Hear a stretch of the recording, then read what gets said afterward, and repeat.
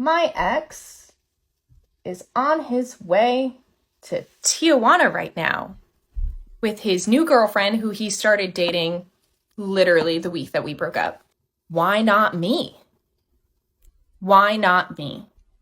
It is astounding to me the amount of times a man that has said, I care about you, I love you, and I don't want to hurt you, will continue to hurt you every time, no matter what. It is just, it's talent, honestly. To me, it's talent to be able to live with such a lack of self-awareness, to take no responsibility for your choice in men to date, to always be the victim of circumstances, no matter what. That is a talent. I mean, she says that it's astounding to her that men will say, I don't want to hurt you, and then end up hurting you. But to me, it's astounding how many women date these obviously jerk men because, you know, it feels exciting and she gets caught up in his confidence and then are legitimately surprised with how this turns out. She asked the question, why not me? But the answer's obvious. You're not getting chosen because you're picking the wrong men. There's probably thousands of men out there who would treat you like a queen, but they're not exciting. I don't mean to sound callous. I really don't. To me, I think that her hurt, her confusion certainly seems very sincere. And so she absolutely has my compassion. But I do have to ask the question, when are we going to move away from women in this culture of, you know, social media victimhood? And when are they going to start actually taking responsibility for the choice of men that they are dating? If you date a guy who is a bit cocky, he's got that player reputation, you know, he's exciting because he's a little bit dangerous, well, you shouldn't be surprised with how that relationship turns out. It's entirely predictable. So how are you, with a straight face, actually going to claim victimhood in that situation? My advice to women is this. Your emotions are wrong. You need to stop listening to your feelings. They are ruining your dating life. Okay, that was probably a bit strong without any context. So let me explain what I mean by that. Recently, I had a female friend ask me, well, what, criteria should I be using to decide which men to date?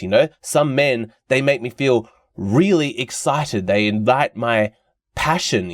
Should I be going after those kinds of men? Or should I be following the advice that some of my girlfriends have given me? It's like, no, have like a checklist. Like he needs to be like this. Do I follow my feelings or do I follow my cognition? The answer is, of course, neither. This is a problem that women experience not just in the realms of dating, but they are trusting their emotions too much as a guide for reality. It's almost like childlike in its simplicity.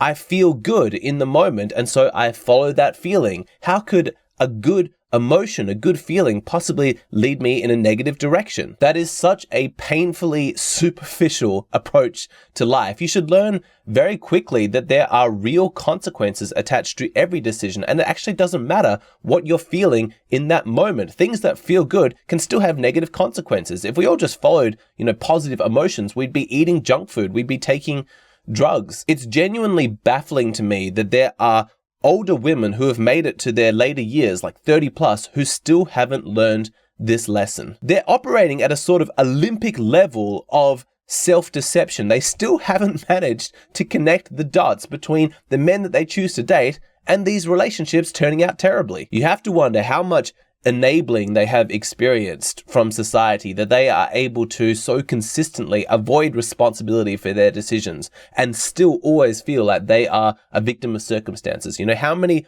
white knights have they encountered that just give them validation and place the blame on everyone other than her? But let's not just criticize women for not taking responsibility. That's too shallow. That's not a real analysis. What I want to do is actually examine that specific blind spot that women have and ask the question, well, why is it? Why do women struggle to choose the right man in dating? What's actually going on here? The problem is that so many women just ignore the men that pass through them in their everyday life, and they don't consider them as genuine romantic prospects. They're not attracted to those men. They wait until a man comes into their life that stimulates a huge amount of passion and excitement, a huge swell of emotion, and that's what she trusts as her guide for who she should be dating. When she gets that feeling of almost desperation, like I need to have that man, he's everything to me, he's the man that can complete me. That's what she views as a quality man. I know that this sounds absolutely bizarre. Like, who you're going to date is such an important decision. Why would she wait until she's at her peak emotional state in order to make her choice? Isn't that when she's at her least rational? Is that when she's most likely to make a foolish, impulsive decision?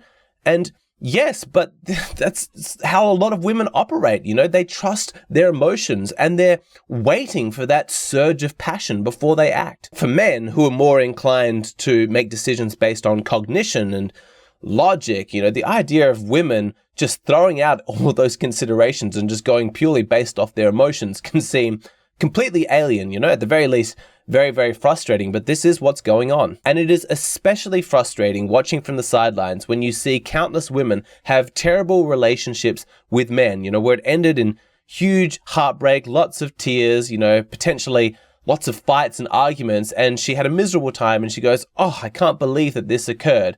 And you're thinking, this was entirely predictable. This consequence based on how you made your decision in the first place. This was always going to happen. Now, some of the more romantically inclined men in my audience might be confused at what I'm saying. They're thinking, I don't actually understand the problem here. Isn't emotions a good thing? Isn't being excited by your partner, having passion, wanting that person to complete you, isn't that a positive thing? Like, what's the issue here? Okay, I understand. I'm sensitive to that. Like, you're still deprogramming from the whole Disney movie, fairy tale, Hollywood, soulmate kind of myth. Let me state it for you extremely clearly. Those emotions of, desperation, of I need to have this person, that kind of passion does not exist in reality. Only delusion and fantasy can generate that strength of emotion. And that's the problem. In order to view another person as having the potential to complete you, you have to feel internally that you are an incomplete person. You have to have some low self-esteem, some insecurities, some doubts. I'm telling you, high quality people with high self-esteem who are emotionally well-adjusted and have a healthy relationship with themselves, they don't view other people, potential romantic partners, with that same kind of clinging desperation. That kind of passion is alien to them. They see someone, they like them, they go, "Oh yeah, they'd be great in my life," and I feel lots of love towards them. But it's not that I must have you. That desperation, that sense that that person can complete you is delusional. Another person cannot complete you. Like, yes, we are biological beings and we're meant to partner up, and men and women are two halves of a biological equation, and there's companionship and bonding and all of that stuff. But I'm talking in a psychological sense. It's not bad to want a partner. That's normal. That's natural. But to feel as though that person is a missing piece, a core part of your identity, like they've got a fragment of your soul and you need to be with that person all the time and just consume them. No, that's messed up. That's delusional. And that is what's generating that intensely strong emotion. It's fueled by that delusion. It's like an addiction, this really unhealthy, toxic addiction. And women who pursue that, they search for men to give them that passion, to get that sense of completeness. They try and obtain that with the same kind of fierceness and single-minded delusion that an addict goes after his next fix. And it does work. Like, I'm not denying that. Like, you can get high on that addiction, on that fantasy for a little bit. Two people who are so desperate to be completed, they find each other and they swap that passion and they're just into each other all of the time. You can get high on that, you can fuel that fantasy for a little while, but it's not going to last. There's going to be a come down. And so what happens when the fantasy of who they are starts to fade and the reality becomes more clear? And this man that she was so sure was her soulmate because of how excited he made her feel. What happens when the reality of his personality, that he's a bit selfish, a bit of a jerk, he's not as considerate and he's not very well adjusted. When that starts to come to light, she gets angry at him. She's like, "No, you were the person that was going to fix me. I put that responsibility onto you. And now suddenly you're your own person. You've got your own flaws. That wasn't part of the deal." And that's why these relationships born from this delusion always turn toxic. It's inevitable. They become abusive because it was codependent from the start. Both people had this understanding that the other person was to solve all of their emotional issues, but that is impossible. And so they fight. They argue all the time over, "You need to be doing more for me, and why don't I feel the same way that I used to? That's your fault. You've got to fix this." But the other person's feeling the same way. And so the passion, the love turns to hate, obviously. It's just so predictable. It's obvious to anybody who has some self-awareness, who's been paying attention to how life works, which is why it's frustrating when a woman will follow her feelings into a relationship like this and then act so surprised when it doesn't go well. Like, oh, how could this happen? I'm such an innocent victim. Nobody could have seen this coming. I'm reminded of this story about 5 years ago, and this female friend of mine had been in a really toxic relationship, and she was in the middle of just the most horrendous breakup with this guy. And I was on the phone with her for a couple of hours, trying to help her talk all through. And eventually, I made the point, like, okay, that feeling that you trusted at the start, that you were chasing, that's what's led to this. And in the future, you can't be dating guys that give you that feeling, you can't be thinking that there's this man out there that's going to come along and solve all your problems. And I'll never forget her response, because she was a smart girl. She had a rough childhood, and so she had some issues. And she said, I completely agree with you. Logically, everything you're saying makes sense, but I'm not ready to give up that fantasy. I'm kind of living for it. And so I think I'm going to make this mistake again. That just floored me. It's so sad, actually. I get sad thinking about it. Because the pain that she went through with this horrible breakup, that still wasn't enough for her to actually want to change her strategy moving forward. And it makes me think that the pain that she's running from, that internal set of demons that she has, that must be so terrifying to her that even when she knows what she's chasing is a delusional fantasy, she's clinging onto it. She's not ready to give that up. She doesn't want to actually face that inside herself. And so she's consciously going to make the same mistakes again. That was an eye-opening conversation for me, to be sure. And so what's the alternative? Should women be interviewing men like they're auditioning for some kind of job, like their employer trying to hire an employee? Like, oh yes, he needs to have these skills and these attributes, and if he ticks all these boxes, then I'll date him?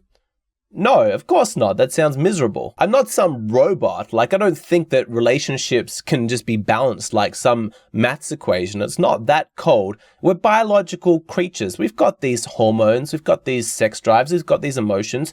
Of course, you take those into account. It's just a matter of where exactly to draw that line. When sizing up a man as a potential romantic partner, there is an emotion that women can trust, and that's a feeling of calm, of inner peace, of safety. It's not a huge emotion. It's not a surge of passion and excitement. It doesn't come with any kind of desperation or danger. And in that sense, it's obviously less exciting, but I guarantee it's a lot more trustworthy, because those big emotions, that huge passion, I guarantee that is founded on an idea that the other person is going to be your escape. You've got these internal demons, you've got all these problems, but this person's going to be able to take all those away and move on from it. They're going to ride off into the sunset, and it's just going to be the two of you and everything's going to be happy together. How exactly? Oh, we'll figure that out. But, this person is my ticket out of here. No, that's not how a healthy relationship works. The thing about feelings of inner peace and calm and safety is that they're not founded on an idea of escaping. They're founded on the idea of being more safe where you actually are. Like, oh, if I have to stay put, this person will help me be more calm, more grounded. The same advice, of course, goes for men. If you encounter a woman and your heart just starts racing and your emotions are all over the place, and you think, yes, this woman is my ticket to happiness. She's going to solve all my problems and I'm going to be happy forever as long as I have her. No, that's not how this works. Those emotions are leading you in the wrong direction. They're based off a delusion. Do not trust them. But if a woman makes you feel calm, makes you feel good about yourself, you feel comfortable in her presence, you feel like the two of you can gently go through life supporting each other, that is the emotion that you should be trusting. And of course, it doesn't hurt to have a few things on the checklist either. Just practically speaking, it's good that the two of you have the same values, the same goals for the future. But then if those feelings of calm and safety lead to healthy relationships, then why don't we see women going for those kinds of men? The sad truth is because that would require taking responsibility for your own happiness. It would mean giving up the delusion that a romantic relationship is going to save you from all of your problems. And there's just a certain number of women who are still not yet ready to take that kind of responsibility. They still want a man to fix everything. And in the instance that he doesn't fix everything, they want somebody to be able to blame. In a healthy relationship where both people are taking responsibility for their own happiness, there is no room for codependence. There's no room for abuse and blaming the other person. And despite what every woman says that she wants, some women are not ready to have a relationship that doesn't feature those elements. Again, my compassion for those women, they've got some big stuff to deal with. I don't want to be overly judgmental. I truly hope that they find their way out of this dilemma and get on a more positive path. But in general, I'd say that if you meet women like this, it's best to avoid them in the dating market. What you want is a high quality woman who's not viewing you as a key, as the means to her escape. You want somebody who views you as a partner, someone who will love her and support her and help her to grow into the best possible version of herself, but not take responsibility for fixing her life. Here's an interesting practical question. When you're making love to a woman, is it best for you to just focus on your own pleasure and to be entirely in the moment so you can enjoy yourself as much as possible? Or should you be plotting and planning what's going to be best for her? Should you be in your own head planning when to change positions, when to do this, when to do that, and to focus on her pleasure? Is there a balance? Is there an order? What exactly should be your mindset during the lovemaking process? This is quite a deep topic and I go into lots of different things, but it's what I cover in my latest Patreon video. Really great video. If you want to see that, then please go and sign up at my Patreon. It's just a $5 a month subscription. You get instant access to that video plus every other video in my back catalog. Must be about 200 videos at this point. It's a great way of supporting the creator. We have a wonderful community, great discussions over there. I'd love to see you over there so that you can be a part of it.